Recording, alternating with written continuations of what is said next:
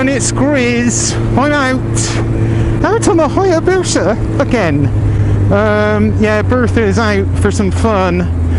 I've got a half day at work. I did actually put a vlog in this morning, but I wasn't really happy with the footage because it was a bit, conditions were a bit meh. So let's have another go. So, what is going on? What is occurring? Well, I'm still trying to evaluate the situation. The situation is that I've got too many bikes and don't really have kind of, well, I say not enough income. We're okay, but you know, let's just say for the last year that the lockdowns have not been kind to us.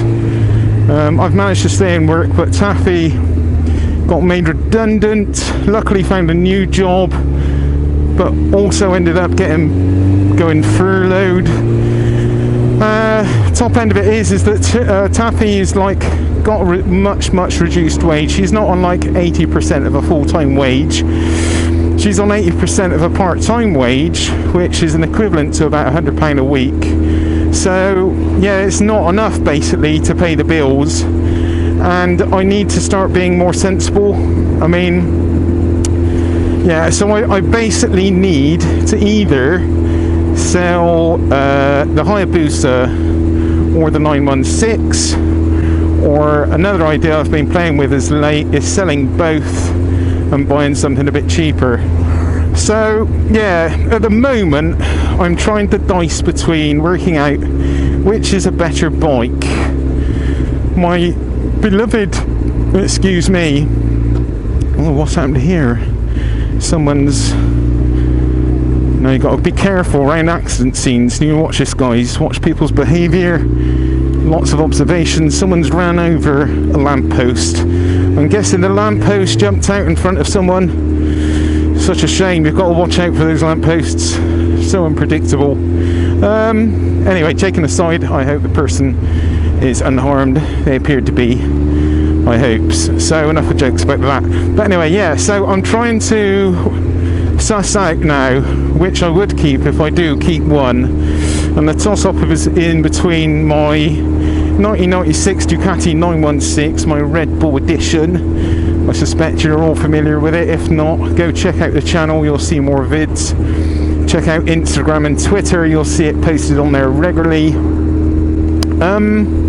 So yeah, I'm deciding in between keeping that or keeping Bertha, the Hayabusa.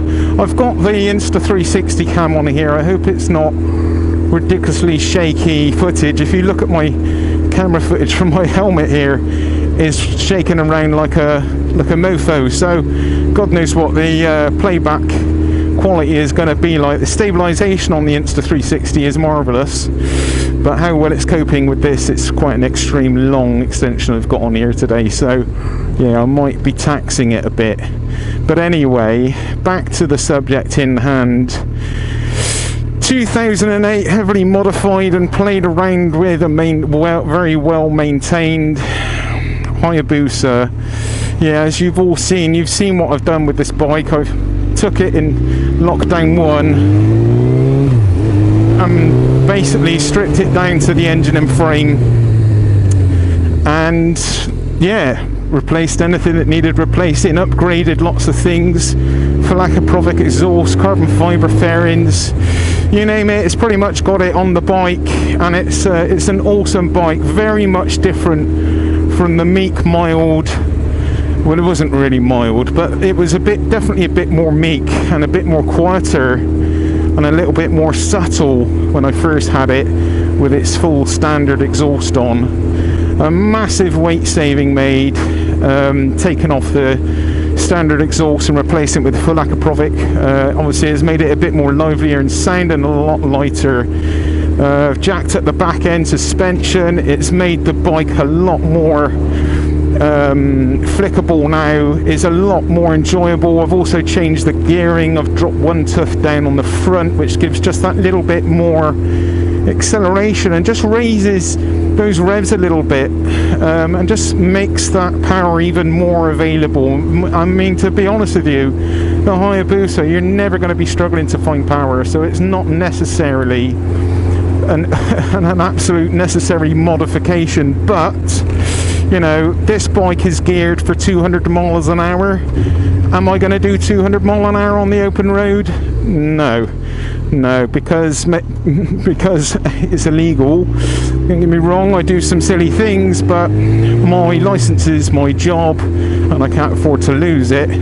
But to be quite honest with you, even with this change in gearing, I strongly suspect this top speed isn't massively affected, but it is now just that little bit more quicker to respond, which I love about this bike. It is just quite a fun, pokey little bike. It just livened it up that little bit more.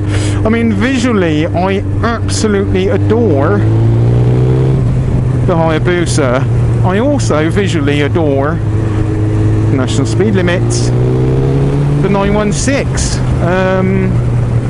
Both very different bikes. I mean, this bike is like it's just a fast flipping bike.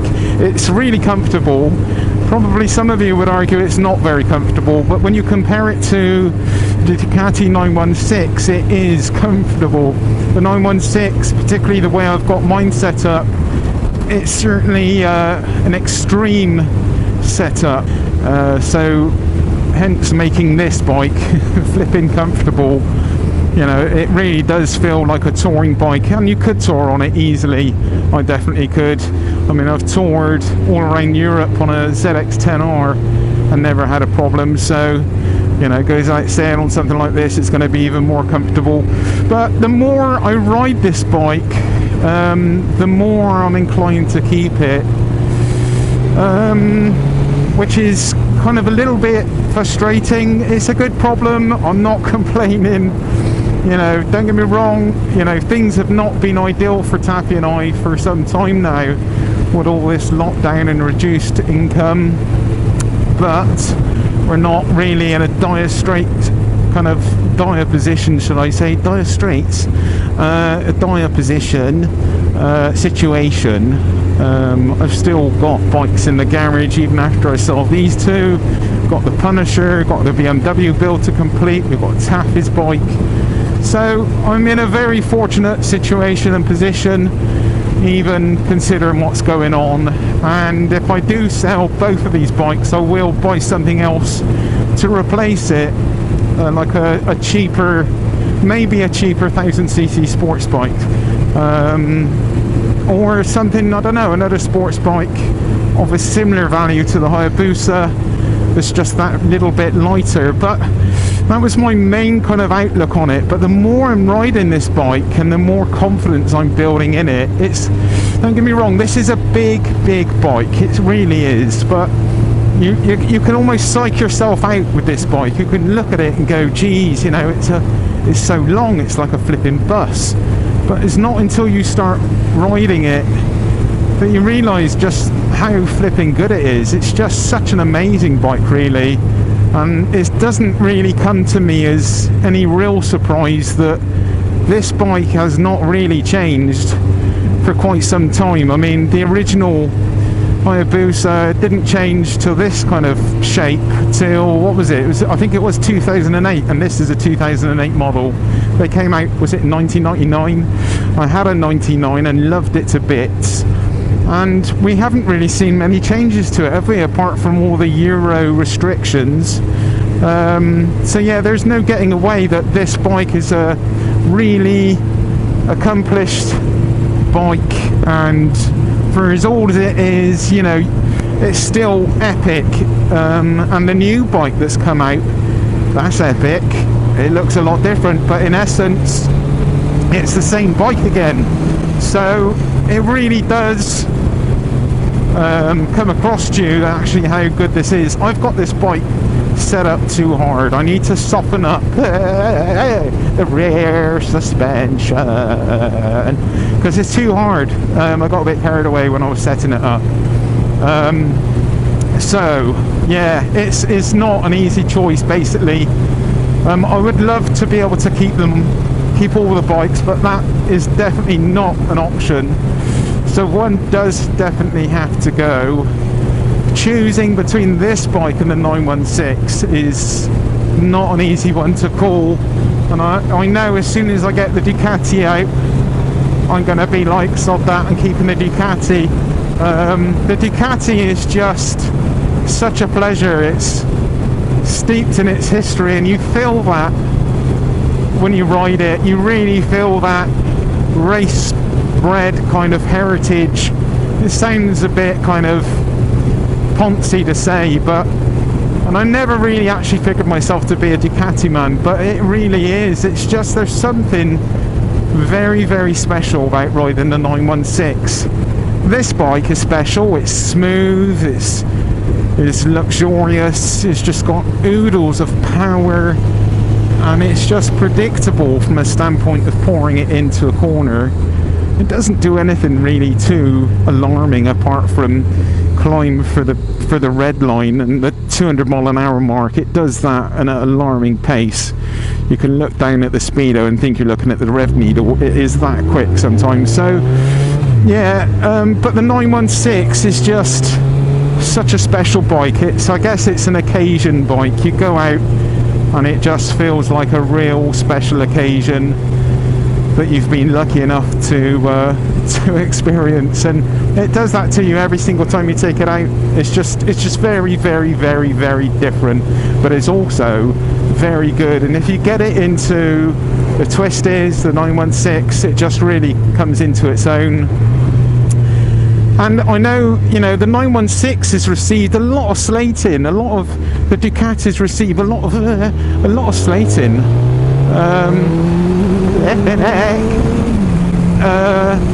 Hold on.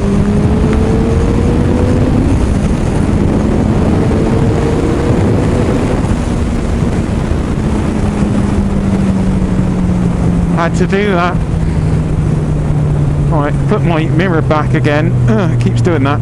So I need to sort that out. This is a temporary setup I'm trying with the 360. But anyway, with the 916, yeah, it's had a lot of slating, and it's kind of a lot of people, as soon as you mention a Ducati, they start talking about, reliability issues. Well, I know quite a lot of 916 owners, and I don't think any of us are particularly biased. I've got my phone. Oh, I didn't leave it at work this time. I don't think any of us are really kind of biased. I think, a lot of us that own these bikes, particularly something like a 916, were definitely in love with, I don't know, bikes. I'm talking rubbish. But now, from a reliability standpoint, the 916 has actually been really, really good. I had someone contact me and ask me about buying a 748. And I don't really have much experience on that, but we got talking about the 916, and he was asking me what problems I've had with it over the last couple of years, and I haven't had any. It's just basically put fuel in it, service it, and ride it, and enjoy it, and polish it occasionally. I think if you wanted, with a Ducati 916, to have it as your sole bike, which it would not be, for me, it's a bit of a tall ask, because I like to ride in the winter.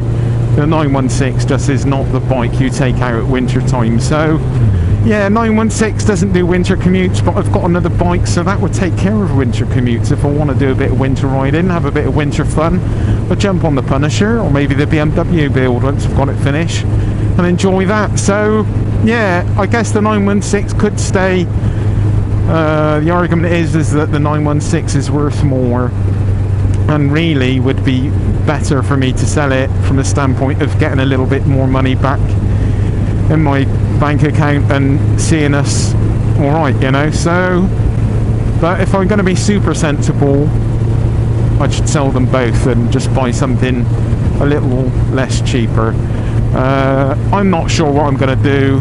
I'm really undecided, and I just want to come out and say that this bike is just making it really tough for me to decide, because it does everything so well, and the more I ride it, the more confidence I'm building in it, and the more I'm enjoying it, and the more I think about it, and the more I think about riding it and how I will miss it.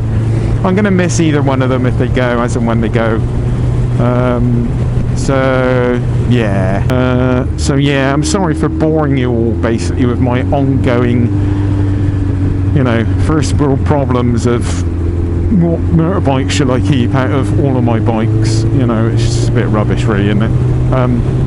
So it's not really a problem, it's not really a moan. I'm just kind of sharing with you what I enjoy and how I feel about this situation. Last night I was also looking at TRE systems, with timing retard eliminators, to remove the restriction on this bike, to just make it a little bit more responsive, again lower down in the revs. For me, lower down, it just sounds just a little bit flat, and it probably is what Suzuki have done to these bikes. They've retarded the timing in gears 1 through up to 5. In 5th gear you've got your timing is back up to optimal, but in the first 4 gears the timing is retard. So yeah, it's off basically in the lower speeds. Also it has, put it in first, it also, if you fit one of these flipping TRE systems, it takes off the top speed limit. Not that I'm really that concerned about that, but I would like to try it just to cure my curiosity, because the Gen 1 I had was fully de-restricted and I had a TRE system on it, a TRE system, and I don't know, it just always sounded that bit sweeter to me. It might be the exhaust on this bike. I do feel sometimes that the exhaust is quite quiet, and it makes this bike sound still a little bit quieter than I would like. I don't want completely obnoxious, blood pouring out of my ears loud, but I do like something just slightly louder. So we'll see. You know, I've contacted a company, waiting to hear back from them, see if I can get a slight reduction on the back of the channel, and I'll give them a bit of promotion through the channel. So yeah, I'm actually going to the doctor's this afternoon for a checkup from the neck up. I've got to have an ECG. Yeah, Grizz is still not really having a good time with things, and I'm trying to get things sorted, get myself sorted. I've been really healthy. I've been really good and healthy with my diet, and I'm gonna see if I can get to the bottom of all of these problems. I feel there's still things still aren't right, so I'm off to the docs and gonna see if anything's wrong with my ticker, because stuff's going on. Nothing really to worry about. I just trying to keep on top of things. You know, it's been a real, I'm dropping onto this flipping stuff again. I don't want to, but I'm going to drop onto it a little bit. Ever since the invention of this lockdown, everything's just come to a standstill, hasn't it? I was I was kind of having follow-ups re my health, and it all just stopped, and all the investigations I was having stopped. I had letters to say that you're due this, that and the other scan. They will be put off to next year. God knows what the backlog is now. So yeah, it's all just taken a bit of a back burner, but I'm determined to try and kind of get myself sorted. I've been really healthy, been eating healthy, I've been very strict. You can ask anyone that knows me how strict I've been. I've been super strict. Lost a little bit of weight. Yeah, being as strict as I can. So yeah, it's frustrating times, but it is what it is. The situation is what it is, and all we can do is make the best of it and try and look after ourselves as best we can in the meantime until things improve. So I'm not complaining, but it is frustrating. But look at this, just look at it. There's no one around. How far up the gorge can we go? I did come up here just a little kind of look up here and back in one of the other videos, and they closed off the gorge, so I'm wondering how far up I can actually go nowadays. How far can I go? But I do love it. I miss coming up here a lot. I've really not been up here, and I've not been out. I'm not doing kind of, everyone, you know, you all do what you want to do. I'm not going to say what you should and shouldn't do, but I've not been out for leisure rides. This is the closest I've got to a leisure ride on my way home from work. Because obviously none of us want to tax the system, and the thing is, you know, none of us think that we are, because none of us go out with the intention of having an accident, do we? So yeah, it is a strange situation to be in, and who would have thought it? Who would have flipping well thought it? But you know, it is what it is, guys. Just is what it is what it flipping is. But I've been dying to come up here, dying for it. I'm taking terrible lines here today, by the way. I don't need anyone to tell me.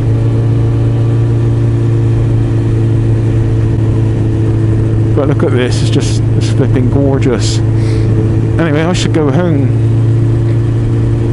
I'm not far from home, by the way. I've not made like a massive diversion from home. I live here basically. But yeah, this is just a beautiful place to come. It's kind of my little bit of paradise. Biker's paradise. Biker's paradise. Alright, that was too much fun then. Come on. Way too much fun. Right, let's find somewhere to flipping well turn around and get home to the Taffmeister, have a cup of tea and a chill before I go down to the docks. Is the 360 still working? No, batteries run out on the 360. What a bugger. Right, I won't add any more footage to that. I'm just going to turn it around. We still got the GoPro. I'm just going to turn around and go home. That's not really good enough for turning around, a bit mucky. Need to find somewhere safer. But look, they've done so much deforestation, that's a big word, up here. They've been chopping down all the trees. I think that is why they had the gorge closed down. See all this? All flipping chopped down, man. It was like big forestry there, but it's going to be nice for walkers, I guess. Yeah, it's going to be nice when we can all get out. But they've seriously chopped down some trees here. But yeah, it's going to be interesting, guys. I just cannot wait for us all to have some proper freedom and get out. There'd be no animosity for people going out and breaking loose. I totally get it, people that want to go out. I think if you're responsible about it, there's no reason why you shouldn't be going out. But yeah, oh look, here's my turnaround. Here is my turnaround. Turnaround, nah. Oh.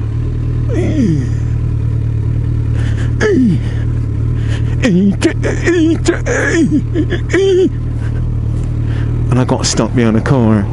Flip's sake. Yeah, lovely jubbly. So, on that note, that's a rather long vlog, I do believe. How long is that? 30 odd minutes, I believe, maybe-ish, maybe less. Much love to you all, to everyone. A massive shout out to all the ones that care, and I know there's a lot of you, and that care bounces right back at you from me. Boosh. Right, guys, catch you later. I would say stuff like catch you on the flip side, but that is from my mate Phil. Check him out, Western Motor Vlogs. Yeah, I don't say stuff like that. I just say, alright guys, love you, see you later, Saranara, Manana, laters. I don't really say any of that, do I? I just say bye. Anyway, I've said enough. I'm going to enjoy my little cruise back home. Oh, this road is just horrible. it's not really, it's still not come out and have a carve up. Guys, if you are going out, I know I meant to be going, but look, if you are going out, please take care, okay? I know it goes without saying, but please take care, because the roads are still a bit shite. That is basically how it is out here. So please take some care. Don't go being a hero, and don't go kind of, you know, I know a lot of you have been cooped up, pent up, and had that frustration of not being able to get out. Now, just, if you're going to go out, just be careful, okay? And don't go pushing it, because the roads are still rubbish. Absolute rubbish. Right, I've said enough. That is my public health and safety announcement done. I'm off. Alright, I'll catch you later. Lots of love. Bye. Bye-bye.